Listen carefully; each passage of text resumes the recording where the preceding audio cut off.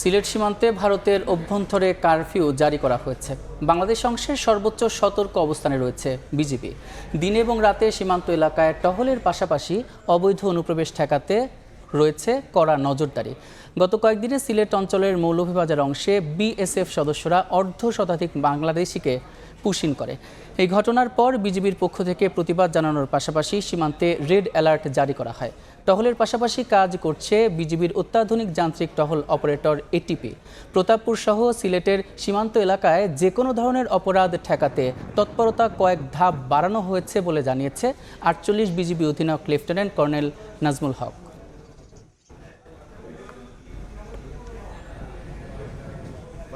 এই মুহূর্তে প্রতাপপুর সীমান্ত এলাকায় আছেন সহকর্মী আমিনুল ইসলাম, সরাসরি যাচ্ছে তার কাছে।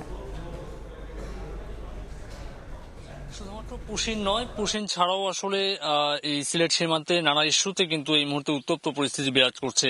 যেমনি আসলে ভারতের পক্ষ থেকে তাদের অভ্যন্তরে কারফিউ জারি করা হয়েছে, তেমনি কিন্তু সিলেটের যে বাংলাদেশ সীমান্ত, বাংলাদেশের অভ্যন্তরে কিন্তু বিজিবির পক্ষ থেকে সর্বোচ্চ সতর্ক অবস্থানে তারা রয়েছেন।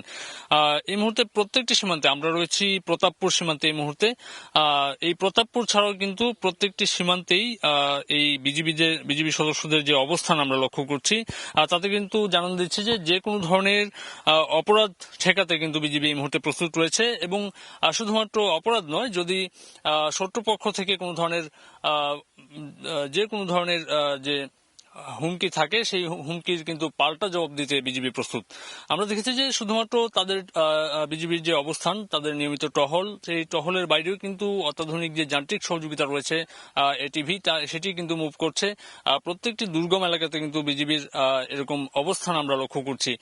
আমরা এই মুহূর্তে যে সীমান্তে রয়েছি সেখানে 2001 সালে কিন্তু বড় ধরনের একটি ঘটনা ছিল পাদুয়া সীমান্তে। পাদুয়া সীমান্তের ঠিক বাংলাদেশ অংশই হচ্ছে প্রতাপপুর সীমান্ত। এখানে কিন্তু বিজিবির যে অবস্থান সেটি কিন্তু অন্যান্য সীমান্তের চেয়ে কয়েক গুণ তাদের যে সক্ষমতা সেটি বাড়িয়ে তারা অবস্থান রেখেছেন।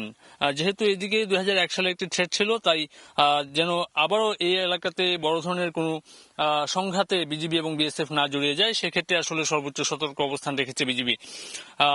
এর বাইরেও কিন্তু আমরা বলতে চাই যে সিলেটের অন্যান্য যে সীমান্তগুলো রয়েছে, আপনারা জানেন যে সম্প্রতি একটি খেলার মাঠ নিয়েও কিন্তু সিলেটে উত্তেজনা বিরাজ করছিল। সেটি এখনো আসলে এই একটু থমথমে অবস্থা রয়েছে।